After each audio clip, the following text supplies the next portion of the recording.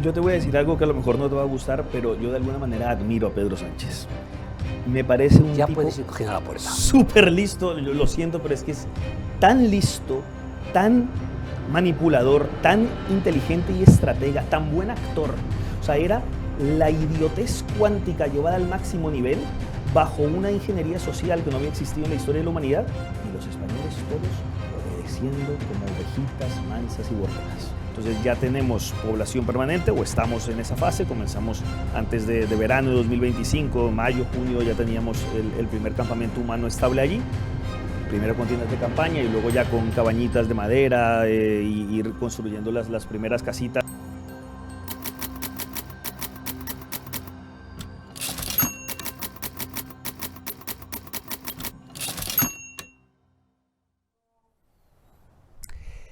Hoy es tiempo de hablar con un personaje que se autodefine como antiguo caballero cristiano, autor del manifiesto austrolibertario, se presenta como embajador del Liberland en España y encarna la utopía libertaria, algo que a muchos de ustedes les sonará chino, pero se lo vamos a explicar. Bienvenido a Periodista Digital. Gracias. Paul Victoria. Encantado.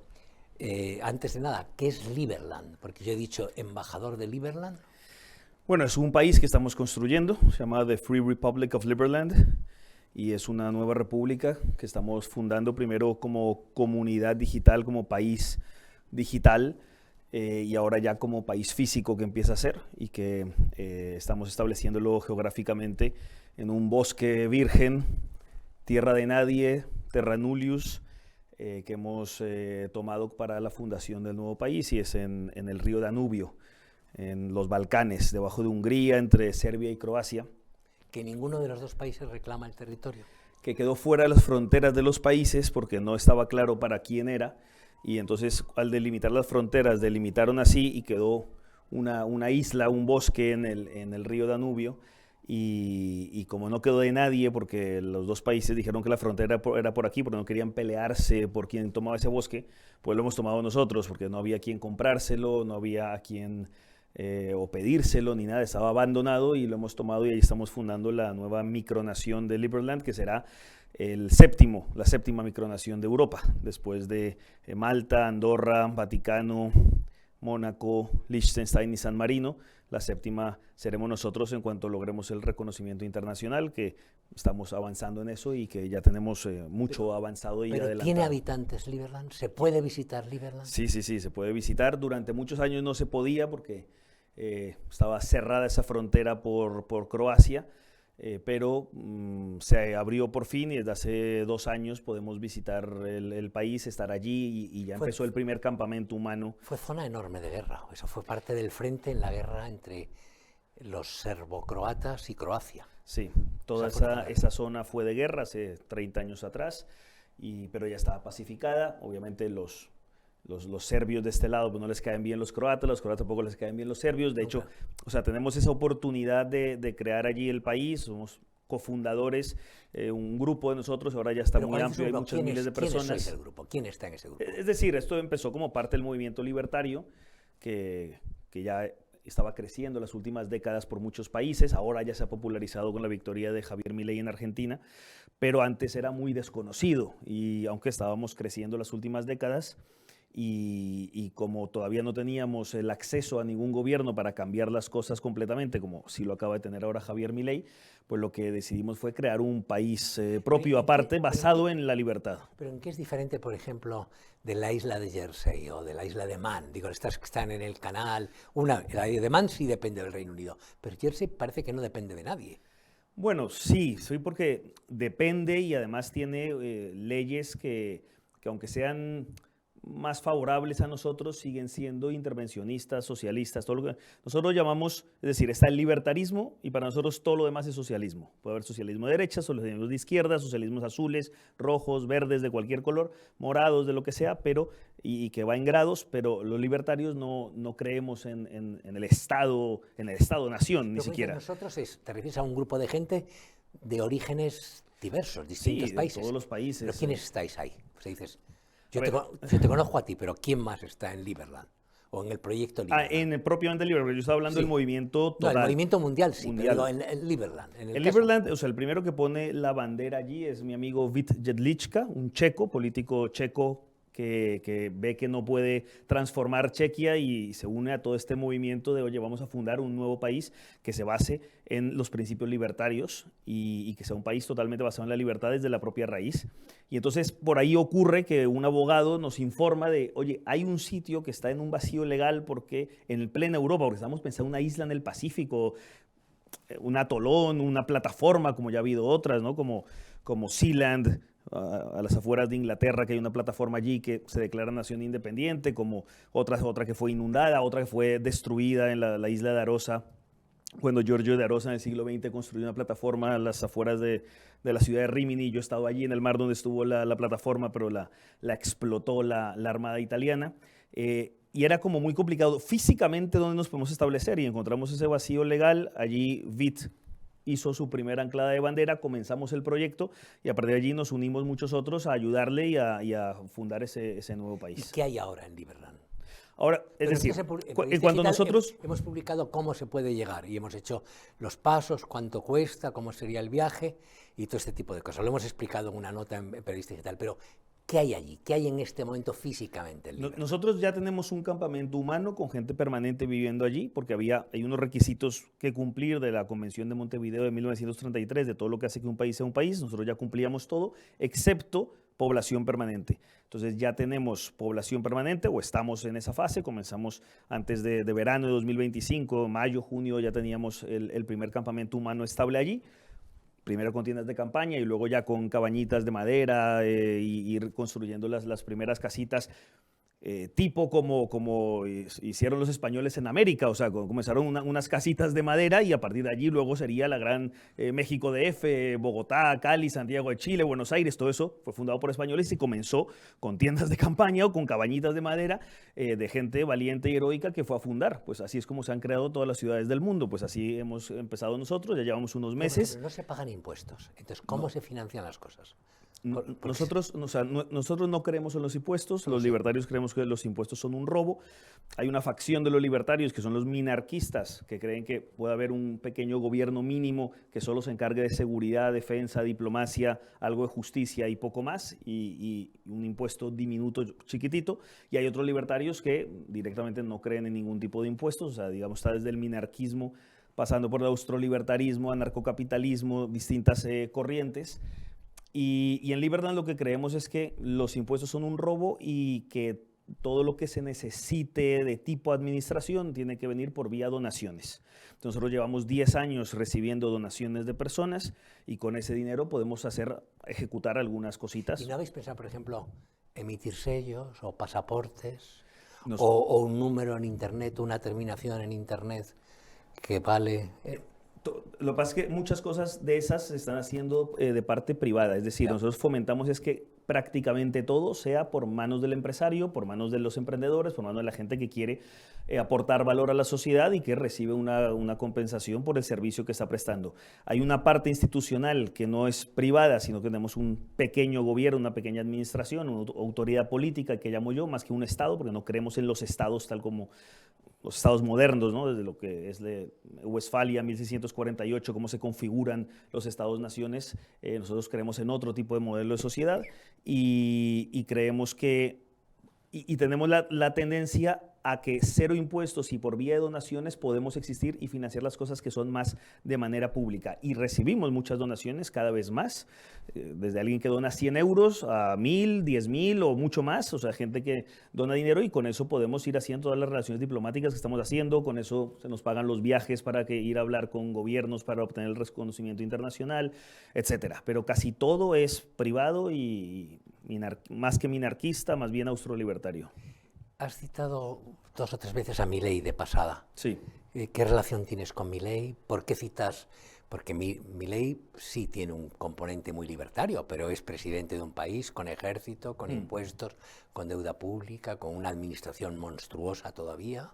Sí. O sea, el caso Argentina, el caso Liberland, aunque tienen principios muy similares, comienzan al revés. Está Milei para desocializar una nación profundamente socialista, desmontar un Estado, y nosotros al revés, desde el principio de la propia fundación se construye un país de abajo hacia arriba, en lugar de arriba hacia abajo como es el socialismo y la ingeniería social, y de manera natural y espontánea, con mucho cooperación voluntaria entre los liberlandeses y los que queremos construir este proyecto, pues vamos construyendo una nación que se basa en el principio de no agresión, el Non-Aggression Principle, que es nos respetamos el uno al otro, no nos agredimos, todo es libre excepto el agredir al prójimo, es la única ley que existe, no agredir al prójimo de ninguna manera objetiva.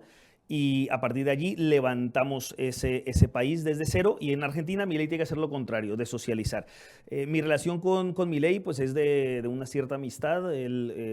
Nos conocimos porque se hizo fan de mi libro, él fue el que hizo muy famoso mi libro, antes no lo leía tantas personas, pero desde que Milei lo usó como uno de sus libros famosos y de cabecera, que se llama El Manifiesto Austrolibertario, lo que hizo fue llevarlo al foro de Davos, y todo el mundo preguntó ¿qué libro tiene? Pues los 3 días iba con mi libro, y luego el discurso que hace, hay unas partes que saca también de extractos de mi libro, un discurso muy famoso, uno de los más vistos de la historia de la humanidad, y lo que hace es establecer o proclamar o declarar a los progresurdos del foro de Davos que él va en otra línea, que la solución son los empresarios, no la solución son los políticos, que el Estado nunca es la solución, el Estado siempre es el problema, y que tenemos que tener un mundo de libertad y salvar a la civilización occidental.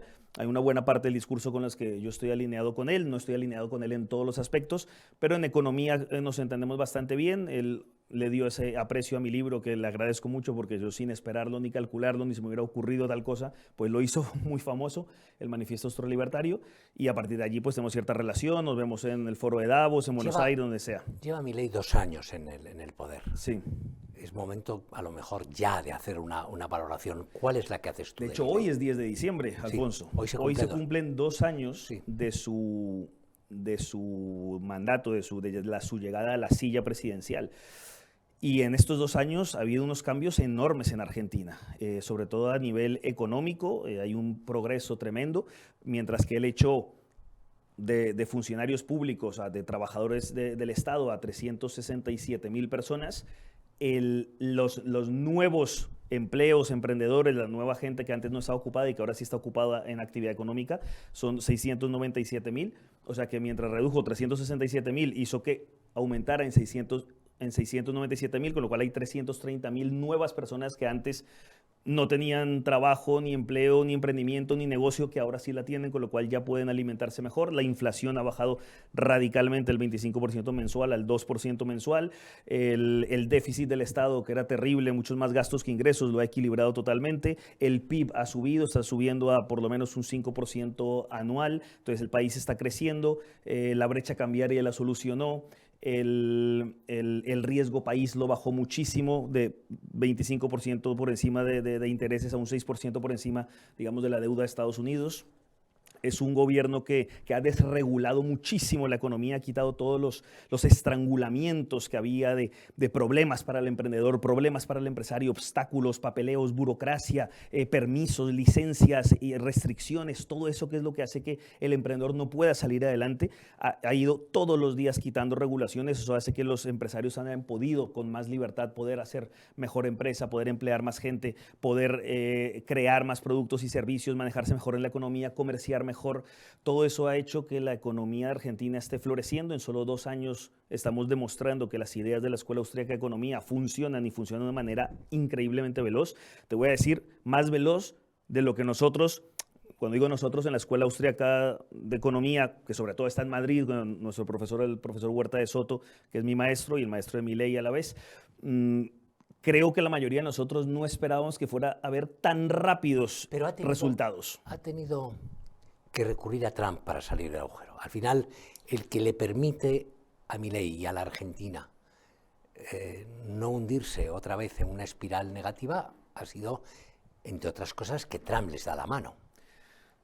Milei se encuentra con un país devastado. Está sudando un poco, pero es por el calor que hace aquí, no es por el esfuerzo de hablar. Lo digo para los espectadores, que hace aquí un calor como para destetar hijos de puta, de verdad. Bueno, yo llevo esto, no sé, pero bueno. No sé cómo llevas el El jersey. jersey, pero bueno. A ver, sobre Trump es que Milei entra en un país que está devastado por el socialismo, que está en una pobreza, en una miseria, que está con, o sea, al principio del gobierno de Milei hay un 53% de la población viviendo en pobreza, mientras que hoy está en 30%, lo bajó del 53 al 30%, 23% en 2 años, es algo casi un milagro prácticamente, pero él se encuentra en una situación muy compleja, donde ya el país se iba a la miércoles misma, donde no llega a ganar Milei, estaría totalmente en la miércoles. Y entonces, claro, ha necesitado refinanciar deuda, ha necesitado renegociar con el Fondo Monetario Internacional, ha necesitado negociar con Trump también para esa ayuda, o sea, porque al final estaba tan mal que es como, no sé, una persona que está con cáncer, pues que necesita ahí el médico un tratamiento de choque fuerte y que necesita esa ayuda, pero una vez salga de esto y además ahora que ha ganado las elecciones en el Parlamento, las legislativas y ya tiene más fuerza en el poder legislativo, ya podrá estos siguientes 2 años ir aún más rápido y por tanto demostrar que las ideas de la Escuela Austríaca de Economía, que los principios correctos en economía pueden funcionar 1000 veces mejor que el socialismo y por tanto espero que cuando él termine los 4 años podamos felicitarlo y decir Argentina ha salido totalmente de la pobreza y se encamina a ser una potencia mundial. Pero tú vives en España. Yo vivo la mayor parte del tiempo en Madrid. En Madrid. Sí. Y sé que sigues muy de cerca la política española hasta el último detalle. ¿Qué impresión tienes, me has contado, de lo que está pasando en España y hacia dónde va España? Porque España, por lo menos bajo el régimen sanchista, es justo lo opuesto de lo que tú predicas. Sí, es lo opuesto. Es lo opuesto, es decir, no se me ocurre nada más diferente a la escuela austriaca que la escuela sanchista. La escuela sanchista es lo opuesto a la escuela austriaca, efectivamente. O sea, él está más cerca de Marx y Lenin. En Argentina estamos bajando impuestos, bajando gasto público, quitando regulaciones. Y en España al revés. En España cada vez más regulaciones. El año pasado fueron 1.200.000 nuevas leyes y normativas publicadas en el BOE, el Boletín Oficial del Estado, de las cuales casi la mitad vienen de Bruselas, con lo cual hasta los extranjeros deciden lo que pasa aquí y te asfixian unos tipos que ni siquiera te conocen ni hablan español. La otra mitad se las inventan en España para asfixiar más al emprendedor, al empresario, pero incluso al ciudadano medio. Entonces aquí más regulaciones, más licencias, más burocracia, más dificultad y encima van aumentando los impuestos, a los autónomos ya ves como hace poco le han subido las cuotas de los autónomos, entonces, claro, un país donde tú empiezas un nuevo negocio y todavía no has vendido nada, pero el Estado ya se ha metido como socio tuyo a chuparte, oye, quiero mi parte del beneficio. Señor Estado, pero si yo no he vendido nada todavía, si es que apenas acabo de comenzar, llevo 2 meses con mi nueva empresa y todavía no he vendido ni el primer producto, no importa, pero usted deme mi parte. Entonces ya te están sacando impuestos, cuota de seguridad social, pero si yo no estoy vendiendo nada, o sea, es que es el antiestímulo para que el emprendedor pueda ser emprendedor y por tanto para que pueda aportar servicios a la sociedad, productos a la sociedad, cree empleo. Todo lo destruye, las ideas malas destruyen la sociedad. Entonces las ideas de los socialistas, y cuando yo digo socialista me refiero a la totalidad de los partidos, pero por supuesto el sanchismo es aún más terrible que otros, pues lo que hacen es hacer que este país esté cada vez más deteriorado económicamente, moralmente, las políticas de migración donde en vez de tratar de traer gente con talento, muchas veces se trae lo peor de cada país para que invadan España, o sea, el deterioro es tremendo. Yo recuerdo en el año 2000, en mi época universitaria, que parte de mi universidad la hice aquí en Madrid, la seguridad de las calles era totalmente diferente. Yo recuerdo a las muchachas a las 3 de la mañana caminando por cualquier calle con toda tranquilidad de que nadie les iba a hacer nada, con seguridad. Y hoy en día mis amigas no se atreven a ir por muchas calles de Madrid porque las atracan, las violan, etcétera, o por lo menos tienen esa percepción de que puede pasar. O sea, la seguridad se ha deteriorado, la empresa se ha deteriorado, los servicios, incluso diría hasta el trato de la gente, creo que se ha deteriorado muchísimo. Sí, el trato bastante. ¿No te has dado cuenta? Es un fenómeno que se produce mucho en España. Te tratan de tú hasta en la gasolinera. Dicen, por favor, ¿me puede dar el recibo? ¿Cómo lo quieres? ¿Qué te doy? Vas a un hospital, oye, cariño, pero ¿qué coño, cariño? Será señor rojo. Bueno, las cosas más, dicho esto. Pero ojalá fuera solo ese el problema. No, o sea, exacto, a mí a veces me te carga. tratan a las patadas. A mí a veces me carga. Dicho esto, en contra de las teorías marxistas, no son las masas. Al final hay individuos, personajes que marcan la historia. Es decir, no solo es no es el pueblo que se mueve en un sentido o en otro. Al final hay individuos cuya peculiaridad, cuyo talento, cuya iniciativa marca la historia. Entonces, Milei es un caso. Sin Milei, lo que está pasando en Argentina sería imposible. Sin Sánchez, lo que ha pasado en España estos 7 años sería imposible. Sin Pedro Sánchez.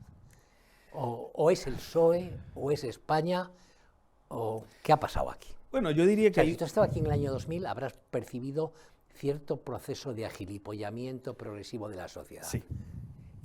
Y mayor intolerancia. Es un país menos libre que era hace 20 años. Es un país mucho menos libre hace 20 años. Entonces, ¿pero qué ha pasado? ¿Y por qué ha pasado? Lamentablemente yo diría que incluso con menos coeficiente intelectual. O sea, yo creo que la gente hace 25 años era más inteligente. O sea, hoy se creen cualquier tontería, no hay casi criterio de análisis. Para mí la época covidiana fue muy reveladora de lo que había pasado en España. Yo recuerdo el año 2020 como decir, o sea, esto es que se fue al garete. O sea, aquí nadie hace la más mínima crítica, pensamiento propio, simplemente lo que diga la televisión se lo creen todo al 100%. Es terrible, es realmente lamentable. Pero ahora, sobre Sánchez... El COVID demostró que la sociedad española era mucho más pastueña, mucho más rebaño, mucho más ovina de lo que imaginamos. Siempre nos imaginamos como un país valiente, capaz de cruzar el charco, conquistar América, rebelde, y el COVID demostró que era un país de ovejas. No nada de era un país de ovejas. Eso sí que es verdad. Voy a incidir. Un país de los más valientes de la historia de la humanidad, que conquistó medio mundo, que no tenía miedo de... O sea, Hernán Cortés era un tipo que estaba en la escuela, en Salamanca estudiando, decía, pero yo quiero otra cosa, y cogió un barco sin conocer a nadie, jovencito, y se fue para allá a todo tipo de aventuras. Puede coincidir más o menos con lo que hiciera, pero el tema de la valentía es incuestionable. Pero no nos vayamos tan lejos como con Cortés. O sea, en el motín de Esquilache, o sea, la población de aquí decía, pero ¿por qué el gobierno me va a decir cómo me voy a vestir yo? Y esto es anteayer, hace 2 siglos. O sea, pero ¿cómo que el tamaño me va a regular el ala de mi sombrero y el tamaño de mi capa? Pero si mi capa y mi sombrero, o sea, ¿quién eres tú para meterte en cómo me visto? Y se rebelaron contra el gobierno porque pusieron una ley de cómo te tenías que vestir.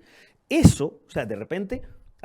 llega 2020, 2 siglos después, ¿y qué queda de ese espíritu de rebeldía, de desobediencia cuando es necesaria, de valentía, de sentido común? No, te dicen que te tienen que poner un pañal en la cara y te lo pones todo el día, inclusive aunque estés solo en la playa o caminando por el bosque, tal. Te dicen que te metas un veneno en sangre y te lo metes.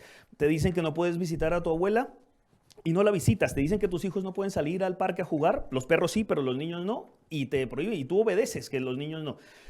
Todo, o sea, era la anticivilización y todo el mundo obedeciendo por vía del miedo. Te ponen algo que lo exageran para que haya un miedo y entonces todo el mundo obedece vía del miedo. Ese no fue mi caso, Alfonso. Yo el primer día le dije a mis niños, vosotros sois libres, aquí os hemos enseñado a ser libres. Salid todo lo que queráis al parque. Y todos mis hijos salían al parque. O sea, todo lo que era... burlarse y violar las leyes totalitarias que había. O sea, a mí cuántas veces no me detenían porque salía de la oficina al apartamento a la 1 de la madrugada caminando por Madrid y pasaban a detenerme porque era ilegal trabajar. O sea, si tú estabas levantando el país hasta la 1 de la mañana y luego ibas a descansar a tu casa, tenías que pasar unas calles caminando y no podías porque es que estaba prohibido hasta trabajar. O sea, era la idiotez cuántica llevada al máximo nivel bajo una ingeniería social que no había existido en la historia de la humanidad. Y los españoles todos obedeciendo como ovejitas mansas y borregas. Eso sí que es verdad. Pero te preguntaba por Sánchez, la personalidad. Eso. Observado desde fuera, ¿es un personaje especial, distinto? Porque hoy comentaba con algunos de los que trabajan aquí en Periodista Digital, la tesis de si es que, por ejemplo, es un hombre que elige mal. No elige mal a sus ayudantes. Es lógico que quien ha vivido de la prostitución elija como cooperantes a puteros, es decir, no va a elegir monjas de clausura, es que tiene una lógica.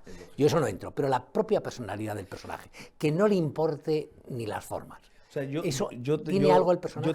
Yo te voy a decir algo que a lo mejor no te va a gustar, pero yo de alguna manera admiro a Pedro Sánchez. Me parece un tipo... Ya puedes ir cogiendo la puerta. Súper listo, yo lo siento, pero es que es tan listo, tan manipulador, tan inteligente y estratega, tan buen actor. Yo lo veo en los discursos Y claro, yo sé que está actuando, incluso cuando hace la voz así, todo para... Pero es que la gente se cree el cuento, o sea, la mitad de España se cree su voz, su actuación, sus sentimientos, cuando es que es una persona prácticamente psicópata que no le importa el bienestar de nadie más que no sea a sí mismo, porque solo se mira a su propio ombligo, pero logra convencer a las masas y se mantiene en el poder por una gran habilidad. Entonces yo creo que, aunque sea ideológicamente tan contrario a mí, admiro es un lince, es un zorro, es alguien realmente en la peor definición de la palabra político, el mejor político que pueda haber, en el mal sentido de la palabra, de cómo hace para manipular a las masas para él obtener el poder y mantenerse en el poder. Pero se va a mantener mucho tiempo. ¿Tú tienes la sensación de que estamos al final de un ciclo, de que este régimen se acaba? Cada día se le ponen las cosas más difíciles porque está acorralado por... Solo falta que lo dejen embarazado. Es decir, las cosas como son. Me estoy hablando solo de esta semana que termina ahora. Es decir, el día que no te sale en Lugo un presidente de la Diputación que es un guarrete, tienes al principal asesor. El día que no detienen a Leire la fontanera, te estalla no sé qué. El día que no sale tu mujer, tu hermano se deja olvidada la roulotte en la Moncloa.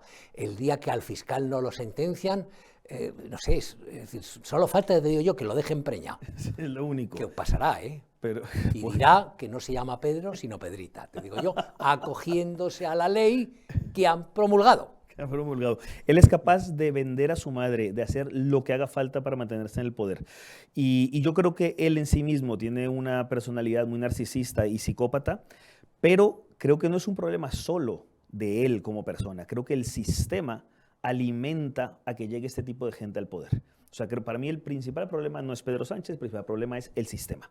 El sistema democrático, partitocrático, de cómo está constituida España es sumamente perverso, tiene incentivos muy perversos. Solo hace falta ver, por ejemplo, en Hacienda, cómo los incentivos de los inspectores de Hacienda son para acusar a cualquiera de no pagar impuestos porque ellos se llevan un bonus, como salió ahora en el Financial Times publicando esto sobre España, y por eso, o sea, el incentivo es joder, con perdón la palabra, a los habitantes de España, porque tú te llenas los bolsillos por joderlos. Luego, si un tribunal demuestra que no habías hecho fraude con los impuestos y que el inspector se equivocaba y que tú, empresario, tenías la razón, no tiene que devolver el dinero que se ha ganado por los bonuses. O sea, es que todo está hecho para el mal, para la perversión, para la corrupción. Entonces, para mí lo que hay que hacer en España es desmantelar el sistema entero, no solo quitar a Sánchez del poder. ¿Y ves posibilidades con el panorama político que hay? Es decir, no te has definido en favor de ningún partido político, pero uno puede estar más a favor o menos a favor, o más en contra y menos en contra. Por tus palabras, yo concluyo que tu voto no va a ir al PSOE ni aunque vayas borracho a la urna ese día. Aunque me pagaran millones. Claro, digo. Entonces, ¿pero tú crees que con lo que tenemos sobre el tablero se pueden arreglar las cosas? A todo el mundo le gustaría un político, un gobernante que tuviese la tenacidad de Churchill, el espíritu patriótico de De Gaulle, el sex appeal de Kennedy, el ingenio de Milei, su talento musical y no lo sé, y la decisión de Alejandro Magno. Pero tenemos lo que tenemos. Y con estos bueyes hay que arar. Con lo que tú ves en el panorama político español, ¿España tiene remedio? Lamentablemente no. Las opciones que no son Pedro Sánchez pueden ser mejores que Pedro Sánchez, pero están muy lejos del ideal que deberían tener.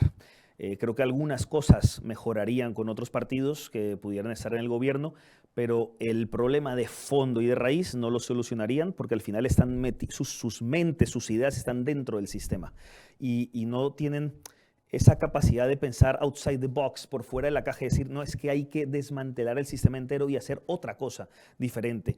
Entonces creo que alimentarían un poco más de lo mismo, quizás no con tanta corrupción o tanto problema como con Sánchez, pero en el fondo no sería tan grande la diferencia, lamentablemente.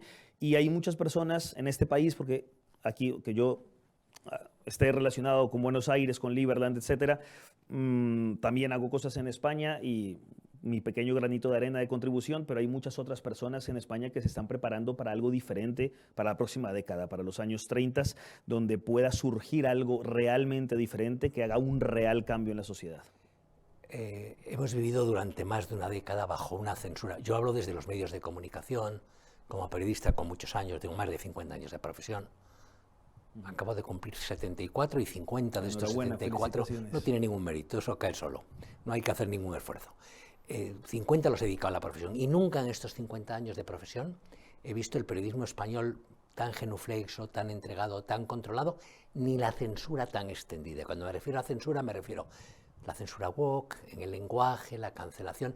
¿Tú no has sufrido eso? Porque diciendo lo que dices y pensando como dices y declarándote libertario, es muy difícil que te dejen hablar. Estoy seguro que no te invitan a la universidad. Bueno, hay veces que me han invitado y algunas me han echado por decir lo que pienso.